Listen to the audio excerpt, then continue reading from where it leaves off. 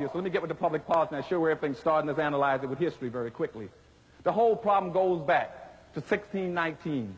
In 1619, there was no such thing. Y'all be clear on this. There was no such thing, basically, as racism. Racism didn't exist before black slavery started. You had conflicts between ethnic groups. You had conflicts between religious groups. And you had cultural disagreements. But you never had racism until black enslavement started. Racism is a word that means race. It means group. I don't want you to let people keep telling you that black people can be racist. You cannot be racist. The word does not exist for you. Racism means group-based. Racism means a power relationship. A power relationship between two groups where one group owns and controls so much that they can use their wealth and their powers to deprive and hurt and injure another group. That's what racism is. And no place can you find a black person on earth that can be a racist. Only thing you can get at best is a black reactionary. That means a black person who's reacting to white racism. And I want people to quit calling Farrakhan a racist. Farrakhan is not a racist. What Farrakhan is doing is reacting to white racism. If black folk had been racist, they'd have been racist 400 years ago. They would have stopped people from depriving and hurting and castrating and lynching and exploiting them 400 years ago. That's why if you go back through history, you cannot find one single solitary instance any place in history on this earth where black folk have had enough power and wealth to come together to do injury to another group and take something from them. In the United States, you've never seen any blacks come together as an organization, as a group, to hurt any other group. Blacks have never done anything to Jews or to whites or anybody else, Asians or Hispanics, as a group. We can't practice racism. We don't even have a community to practice racism. But on the other hand, I can go through history books and I can show you mountains, thousands, maybe millions of instances where everybody else have done things mean to us, to deprive and hurt us, by social customs, by extra legal and legal means, by laws to do in black folk. You can't be a racist unless you got power and wealth for your group to be able to hurt other people and take and do them in, and we don't have it. So all we are reactions to white racism.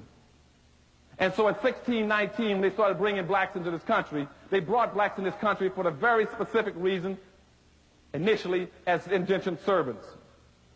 They were sold off a Dutch ship for water and supplies.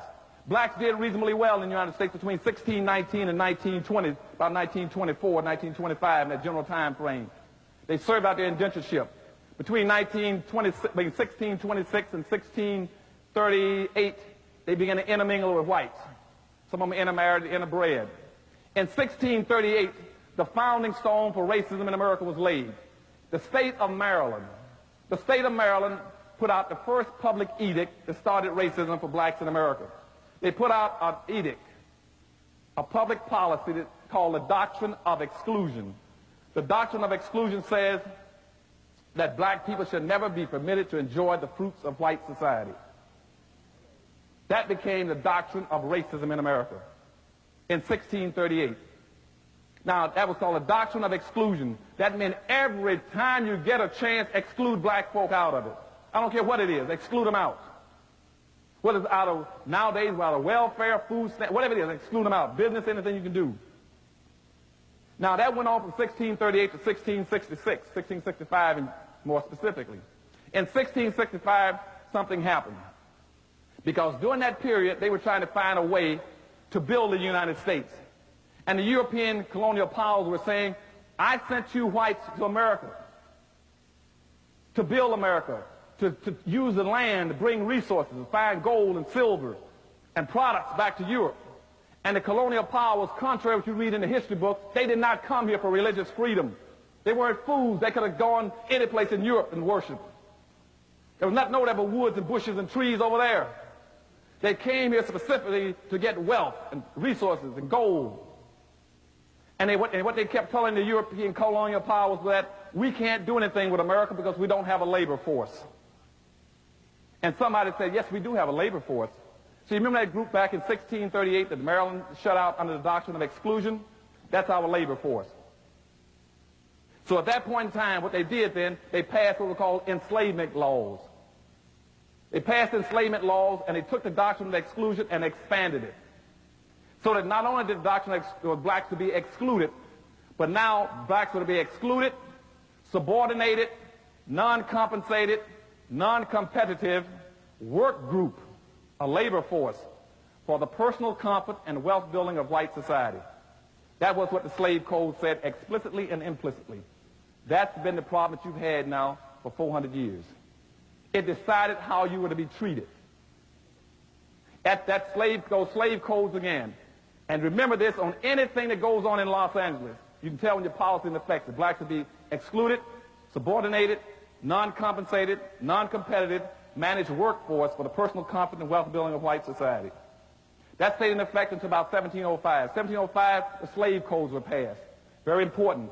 What the slave codes did was to tell everybody, whites on one side and blacks on one side, how you were to treat black folk and how whites were to behave towards each other. It says that every white person must accept how black folk were to be treated. They must accept the public policy.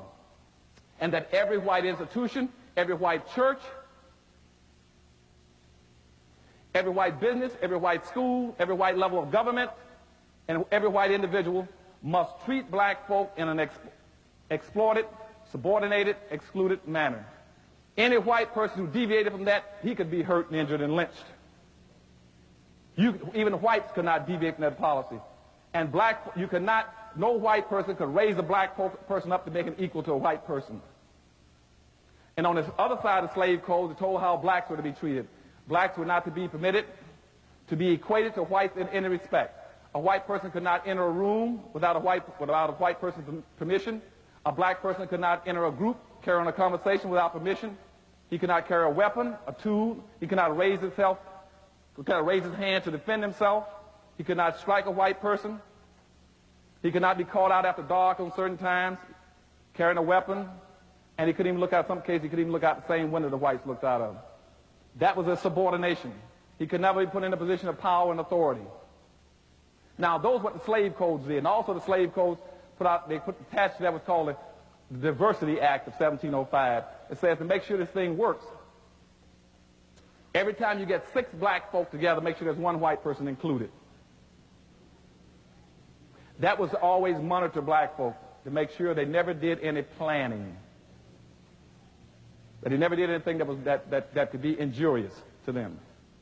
So by 1710, things really started picking up all over the world. 6 out of every 7 persons coming across the Atlantic were black folk coming to America. 6 out of 7 were blacks. For the first 300 years, coming this way west were blacks. Just to show you what they were doing, from 1500 to 1660 as an example, they shipped 5 million black folk out of Africa just to Central America down here to dig for gold and silver. And in 150 years, black folk with tools and sticks and stones, they dug out over 16,000 tons of silver and over 4,000 tons of gold. All that went back to Europe.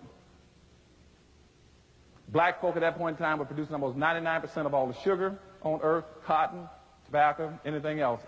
They were building all the houses. They were the caulkers, builders. So what they did then, they started advertising in Europe. So anybody who wants to get wealth, they go to America.